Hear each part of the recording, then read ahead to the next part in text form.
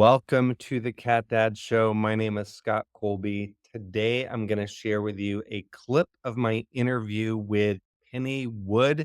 She is also known as Dr. Zoolittle. She is an animal welfare zoologist. This is a brief clip of my interview with her for the Feline Wellness Summit. You can hear the full interview as well as with 20 other feline wellness experts over at felinewellnesssummit.com. You can grab a free ticket there. Penny talks about how we can double our cat's lifespan naturally through 7 pillars. So, this clip will give you an introduction to that as well as things that we as cat parents may be doing inadvertently to shorten our cat's lifespan. Again, if you want to hear the entire interview where she shares the full 7 pillars, go to felinewellnesssummit.com and tune in there. But for now, enjoy this clip.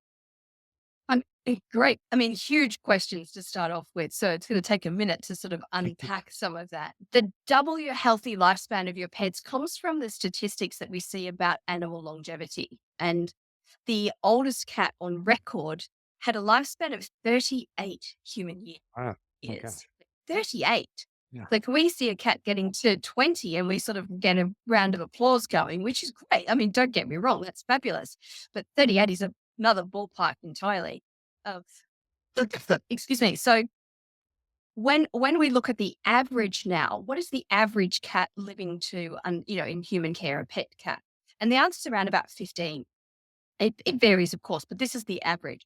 So when we look at what's possible, if cat, and just to clarify, that 38-year-old cat wasn't the only cat to go up into the 30s. That's seen in other places as well. So the cat that reached 38 is an outlier. That's an exceptional number, but they're not the only one who's gotten into the 30s. So even though it's uncommon, it's not impossible. And when we can control some of the environmental um, conditions under which our cats live, we can promote their health. When we promote their health, and I'm not talking about health as in we don't see any symptoms, I'm talking about really optimizing health and giving that full biological and metabolic freedom to live life to the full, to have a high quality of life.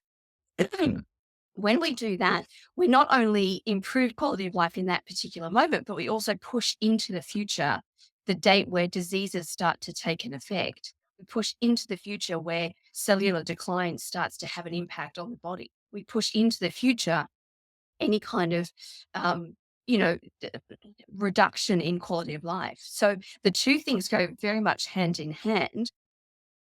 Prevention of disease or pushing forward into time disease and pushing that into the future, and then the actual expiration date. So when you are addressing one, which you want to be doing on a daily basis for quality of life, good quality of care, making sure we give the right kinds of food, the right kinds of environment, the right kinds um, of toys or any of those factors, then we are by default improving on the quantity of life, the lifespan. So can we guarantee every cat is going to make it to 30? No, we can't do that. There are some genetic things at play, but in fact, the majority of a pet's health destiny, the majority of control over whether a cat is going to live a long lifespan or not, actually comes down to their lifestyle factors. The genetic play is around about 7%, which is really Mm. tiny when you think about. It means 93% ballpark is going to be in our control if only we knew what to do, right? That this is where I step in and say, well, this is what you can do in designing that care routine, that lifestyle, how you are looking after your cat to maximize the power or the effect of that 93% control so that then we do have that positive effect of a longer lifespan and higher quality of life. Yeah, I love it. And I know we're going to get into the things that we can do to extend their lifespan. What is maybe the most common thing that pet parents are inadvertently doing that's shortening their cat's lifespan that they may not even know about? Great question. So it comes down to with cats, we we often think of them either as little dogs or little people. We pamper them and we do all these things, and we think of them, we treat them like we would treat ourselves or another family member, which is beautiful because it comes from that place of compassion in our heart, but it's not necessarily species specific best quality care.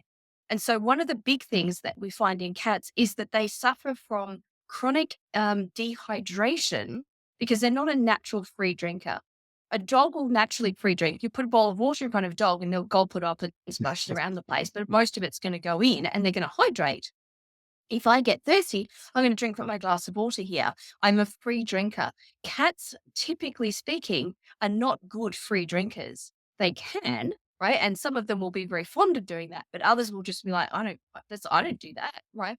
And so what happens in the wild, they get their moisture from their live prey. Well, they've just killed their prey. They're from their fresh prey.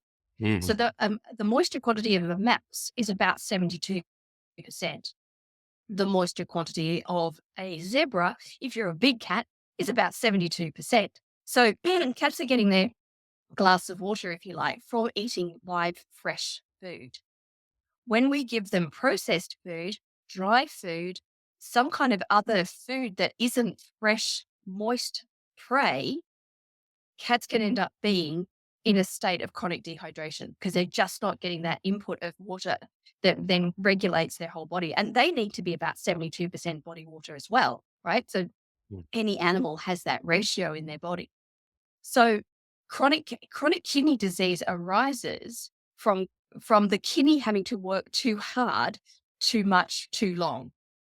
But if we just gave the body sufficient amounts of water throughout the cat's entire life, then the kidney wouldn't have to be on overdrive all the time, trying to extract every little piece of water it can possibly save to keep the body at the right hydration levels and then protect the other cells and keep them operating optimally.